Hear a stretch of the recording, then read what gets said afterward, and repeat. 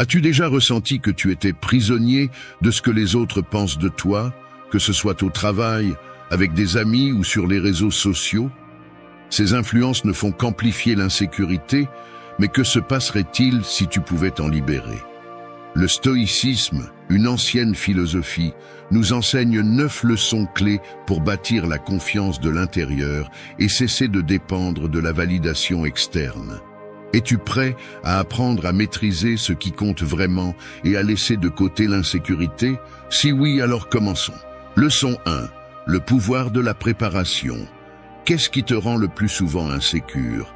Est-ce l'incertitude de ce qui va se passer ou la peur que tout tourne mal?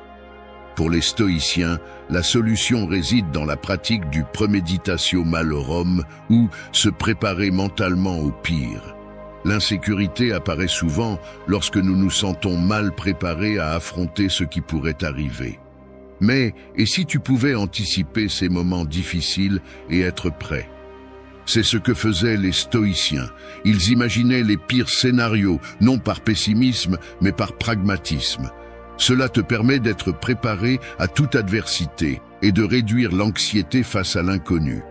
Prenons un exemple pratique. Tu dois faire une présentation importante et tu es nerveux. Peut-être que tu crains une défaillance technique ou une question difficile. Au lieu de laisser cette insécurité te paralyser, tu peux anticiper ces problèmes et réfléchir à la façon dont tu les gérerais. En faisant cela, tu te sens plus confiant parce que plus rien ne te prend par surprise. Te souviens-tu d'une fois où une situation inattendue t'a dépassé? Si tu avais été mentalement préparé, tu aurais probablement réagi avec plus de calme. C'est l'avantage de la préparation stoïcienne. Elle te donne le contrôle et te permet d'affronter l'imprévu sans peur, car tu l'avais déjà envisagé. Le premeditatio malorum n'est pas du pessimisme. C'est une stratégie qui permet, lorsque quelque chose tourne mal, d'avoir déjà un plan. En te préparant au contretemps, non seulement tu réduis ton insécurité, mais tu te renforces. Tu sais que, quoi qu'il arrive, tu es prêt à t'adapter et à avancer. Donc, la prochaine fois que tu ressens de l'insécurité, arrête-toi et demande-toi, quel est le pire qui puisse arriver? Ensuite, visualise comment tu y ferais face. Tu verras que ta confiance grandit à mesure que tu anticipes des solutions. La préparation te donne du pouvoir et te permet de réagir avec calme, même dans les moments les plus difficiles. Leçon 2. La persévérance comme antidote contre l'insécurité. L'une des grandes leçons du stoïcisme est que la persévérance est essentielle pour vaincre l'insécurité. Celle-ci apparaît lorsque les défis semblent immenses ou que les résultats tardent à se manifester. Cependant, les stoïciens nous rappellent que la véritable sécurité vient de la constance et non des résultats immédiats. Pense-y. Combien de fois t'es-tu senti en insécurité parce que quelque chose semblait inatteignable? Peut-être qu'un projet personnel ou un défi professionnel t'a fait douter. Il est facile de laisser l'insécurité surgir lorsque tu as l'impression que tes efforts ne portent pas leurs fruits. Mais c'est là que l'enseignement stoïcien entre en jeu. Persévérer est essentiel. Marc Aurèle disait que la vie est comme un combat et nous devons être prêts à persévérer quelles que soient les circonstances. Chaque défi est une opportunité de grandir. La persévérance te montre que chaque petit pas compte et avec le temps, ces pas réduisent l'insécurité parce qu'ils te rapprochent de tes objectifs. Comment la persévérance combat-elle l'insécurité?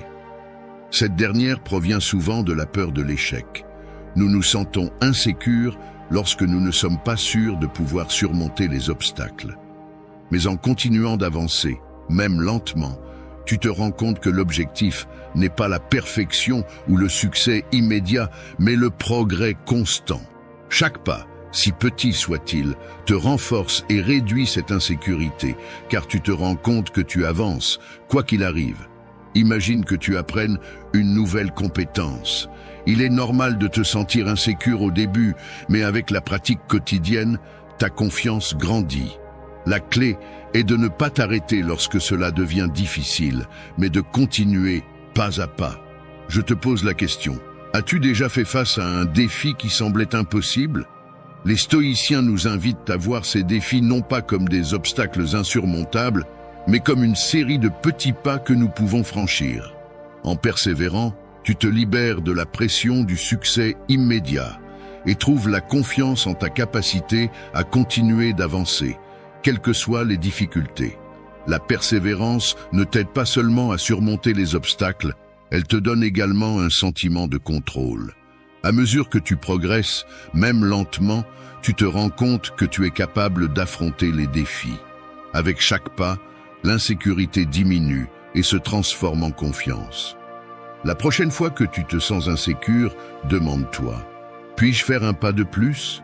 Peu importe la taille de ce pas, l'important est de ne pas s'arrêter.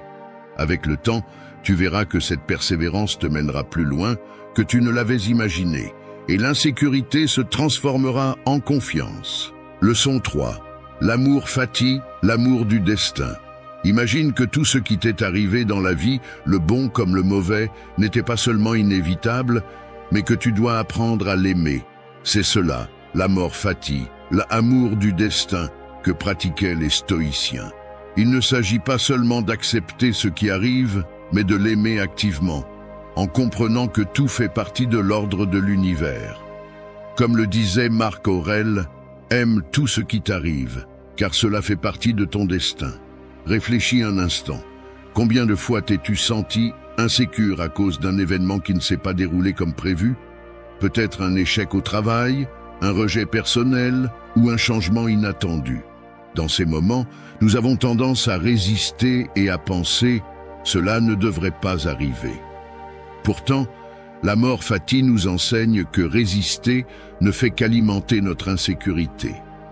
La résistance nous remplit de doutes et d'anxiété. Maintenant, imagine le contraire. Que se passerait-il si tu acceptais chaque situation, même les plus difficiles? L'amor fati t'invite à voir chaque expérience comme une opportunité de grandir. Il ne s'agit pas seulement d'accepter ce qui arrive, mais de l'aimer, en comprenant que chaque défi a un but, même si tu ne le vois pas immédiatement. L'insécurité surgit lorsque nous avons l'impression de ne pas avoir de contrôle ou lorsque les choses ne se passent pas comme prévu. Mais l'amor fati change cette perception. Tu commences à voir les difficultés comme faisant partie de ton destin et, au lieu de craindre l'échec, tu le comprends comme une leçon. Par exemple, si tu perds ton emploi, la réaction naturelle peut être la peur et l'insécurité. Mais si tu appliques l'amor fati, tu verrais cette situation comme une opportunité. Peut-être que cela te conduira vers un travail qui te passionne vraiment ou te donnera du temps pour améliorer des domaines que tu avais négligés. Avec cette nouvelle perspective, l'insécurité disparaît. Ce changement de mentalité transforme ta relation avec l'insécurité. En aimant ce qui t'arrive, même les moments les plus difficiles, tu te libères de la peur. Tu sais que chaque expérience a une raison et qu'il y a toujours quelque chose à apprendre. Tu n'as plus besoin de tout contrôler, car tu as confiance dans le fait que ce qui arrive est exactement ce dont tu as besoin pour grandir. Pense à un moment difficile que tu as vécu. Qu'as-tu appris de cette expérience? Même si cela a été douloureux, il est probable que cela t'ait façonné pour devenir la personne que tu es aujourd'hui. C'est cela, l'amor fati, une manière de trouver la paix et la sécurité au milieu de l'incertitude. Accepter que tout est un but construit une sécurité intérieure qui ne dépend pas de facteurs extérieurs. Tu n'as pas besoin que tout se passe bien pour te sentir bien. Avec l'amor fati, tu sais que même ce qui ressemble à un échec est une opportunité déguisée. Et quand tu aimes ce qui t'arrive, l'insécurité se transforme en confiance. Leçon 4. Suivre le flux du changement pour trouver la paix intérieure. Le changement nous effraie souvent. Il est inconfortable et parfois douloureux, mais c'est la seule constante dans la vie. Les stoïciens le comprenaient et, au lieu de résister, ils l'acceptaient. Résister au changement ne fait que générer de la souffrance. Réfléchis un instant. Combien de fois as-tu souhaité que les choses restent telles qu'elles sont? Peut-être que tu étais à l'aise et le changement t'a apporté de l'insécurité. Cette insécurité surgit parce que nous croyons que la stabilité nous apporte la sécurité. Mais quand le changement arrive, que ce soit un nouveau travail ou une situation inattendue, si tu t'accroches à ce qui était avant, la peur et l'anxiété augmentent. Les stoïciens nous enseignaient à accepter le changement avec souplesse. Il ne s'agit pas de se résigner, mais de comprendre que tout est en mouvement constant. En acceptant cette réalité, la peur diminue et le changement devient une opportunité de grandir. Imagine que tu fais face à un grand changement, comme un déménagement ou un changement d'emploi. Il est normal de ressentir de la peur, mais si tu le vois comme une nouvelle aventure, quelque chose qui te permettra d'évoluer, l'insécurité s'efface. En t'ouvrant au changement, tu commences à le voir comme une opportunité plutôt qu'une menace. Je te pose la question, y a-t-il un changement dans ta vie qui te cause de l'insécurité ou de la peur ? Accepter le changement, c'est aussi accepter ta capacité à t'adapter. Chaque fois que tu le fais, tu découvres que tu es plus fort et capable que tu ne l'imaginais. Le changement est une opportunité de te réinventer. Alors, la prochaine fois que tu fais face à un changement, au lieu de résister, demande-toi « Que puis-je apprendre de cette expérience ?» Voir le changement comme une opportunité non seulement réduit la peur, mais te prépare à relever de futurs défis. Leçon 5, concentre-toi sur ce que tu peux contrôler. La dichotomie du contrôle, enseignée par Épictète, est l'un des principes les plus puissants du stoïcisme. Elle nous rappelle que nous devons différencier ce qui est sous notre contrôle de ce qui ne l'est pas. Bien que cela paraisse simple, appliquer cet enseignement peut transformer notre manière de faire face à l'insécurité. Combien de fois t'es-tu senti, dépassé, par quelque chose que tu ne pouvais pas changer ? Peut-être s'agissait-il de l'opinion de quelqu'un, du résultat d'un entretien ou même de la météo. L'insécurité surgit lorsque nous essayons de contrôler l'incontrôlable. Nous sommes remplis d'anxiété et de frustration parce que nous concentrons notre énergie sur des choses hors de notre portée. Mais que se passerait-il si nous cessions de le faire ? Épictète le résumait ainsi. Certaines choses dépendent de nous, d'autres non. L'insécurité apparaît lorsque nous investissons notre énergie dans ce que nous ne pouvons pas contrôler, comme les réactions des autres ou les résultats d'événements incertains. La clé est de rediriger notre attention vers ce que nous pouvons réellement contrôler, nos actions, nos décisions et nos réactions. Prenons un exemple, tu as un entretien d'embauche important. Il est facile de se laisser emporter par l'anxiété en pensant à si tu seras choisi. Mais peux-tu contrôler cela? Non. Ce qui est sous ton contrôle, c'est comment tu te prépares et te présentes. En te concentrant uniquement sur cela, tu réduis l'insécurité, car tu mets ton énergie dans ce que tu peux influencer et tu laisses le reste de côté. Cela s'applique aussi aux relations personnelles. Souvent, nous nous sentons insécures parce que nous ne savons pas comment les autres nous perçoivent. Cependant, tu ne peux pas contrôler ce qu'ils pensent de toi, mais tu peux contrôler tes actions et ta communication. En te concentrant sur tes actions, tu te libères de l'envie de contrôler la perception des autres, ce qui diminue l'insécurité. La dichotomie du contrôle nous enseigne aussi à accepter les résultats avec sérénité. Si tu fais tout ce qui est en ton pouvoir, tu peux être en paix, en sachant que le reste ne dépend pas de toi. Plutôt que de t'inquiéter pour l'avenir, tu te concentres sur le présent et sur ce que tu peux faire à l'instant même. Pour appliquer ce concept au quotidien, pose-toi une question simple. Est-ce que cela est sous mon contrôle? Si la réponse est non, laisse tomber. Redirige ton énergie vers ce que tu peux maîtriser. Cette pratique ne te procurera pas seulement une plus grande tranquillité d'esprit, elle te fera aussi te sentir plus sûr, de toi. Souviens-toi, plus tu essaies de contrôler l'incontrôlable, plus tu te sentiras insécure. Mais si tu concentres ton énergie sur tes propres actions et décisions, tu verras ton insécurité diminuer et ta confiance augmenter.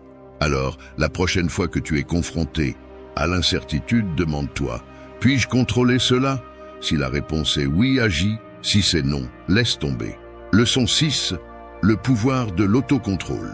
L'autodiscipline est, pour les stoïciens, le fondement d'une vie équilibrée et libre d'insécurité.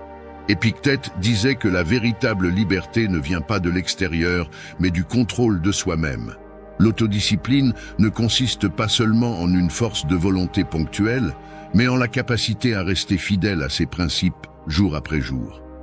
Comment cela se relie-t-il à l'insécurité ?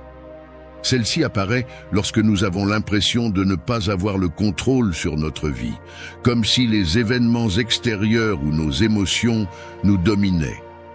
Mais avec l'autodiscipline, nous reprenons ce contrôle. En prenant des décisions alignées avec nos valeurs et nos objectifs, nous gagnons en stabilité et en but.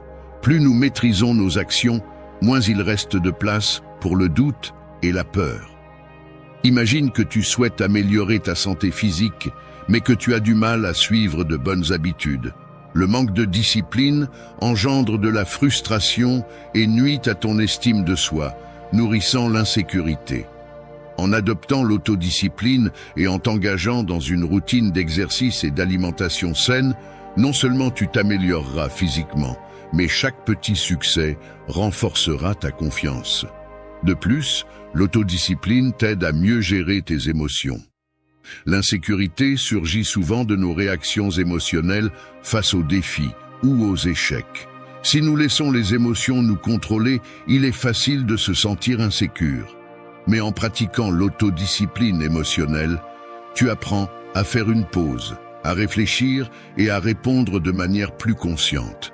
Il ne s'agit pas de réprimer les émotions, mais de les gérer pour qu'elles ne te dominent pas.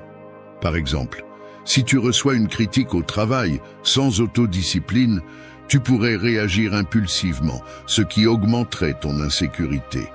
Mais si tu prends le temps de réfléchir, tu peux évaluer la critique de manière constructive et en tirer des leçons, renforçant ainsi ton estime de toi. L'autodiscipline favorise également des habitudes positives qui renforcent ta sécurité. Chaque fois que tu respectes tes engagements, tu envoies à ton esprit le message que tu es capable de réaliser ce que tu entreprends, ce qui a un impact direct sur ta confiance en toi.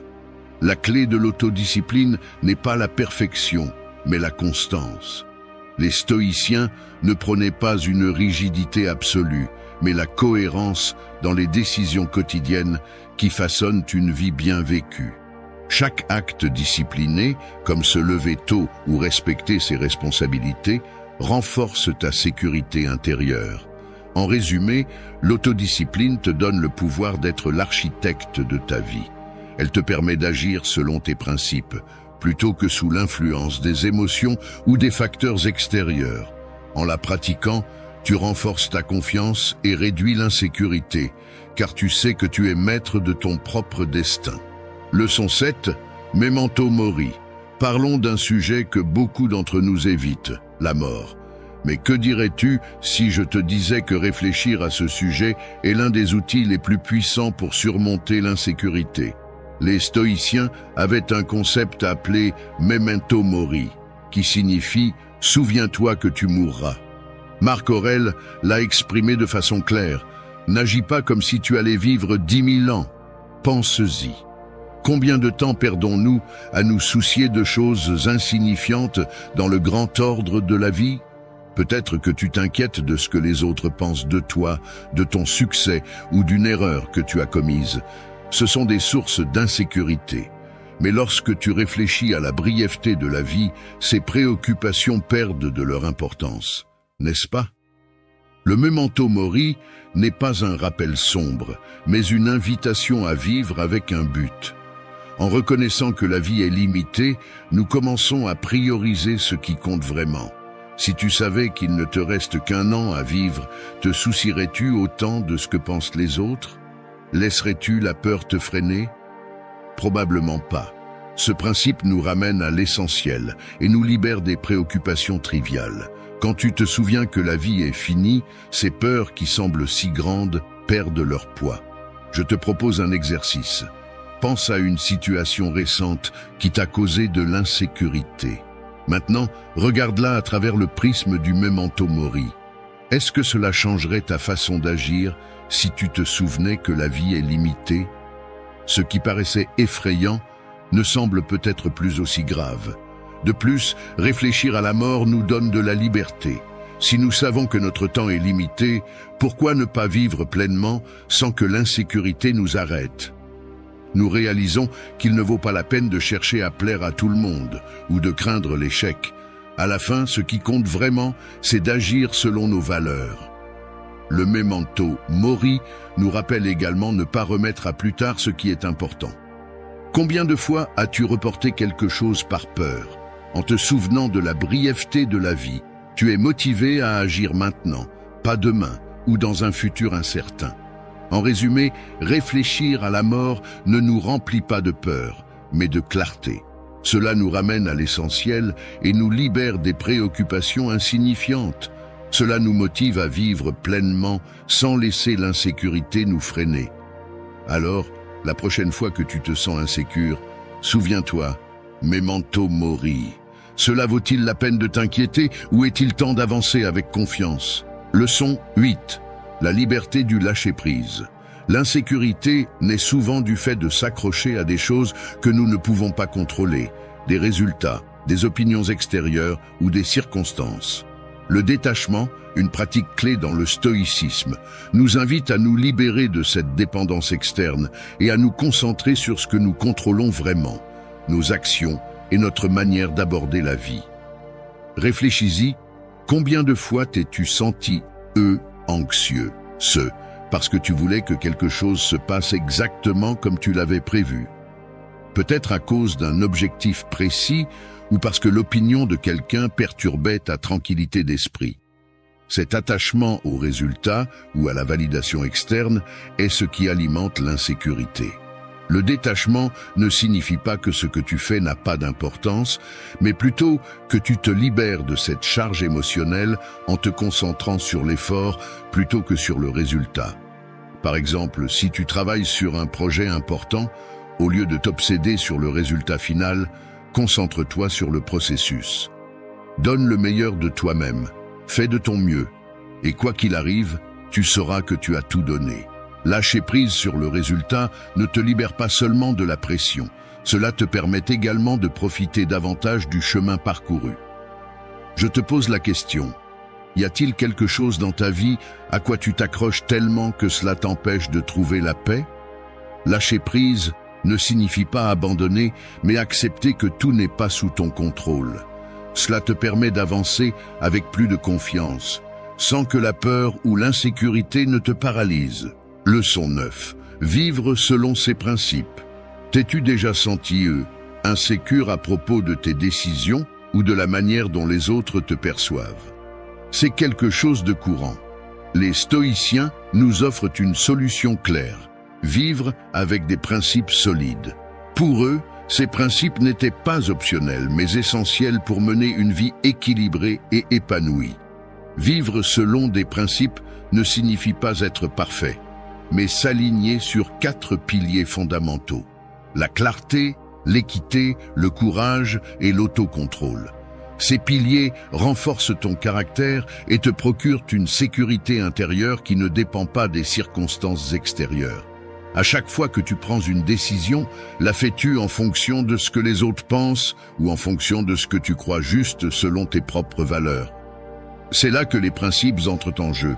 Prendre des décisions en toute clarté, en sachant ce qui est le mieux pour toi et pour les autres, génère de la confiance, car tu n'as plus besoin d'une validation externe pour te sentir sûr de toi.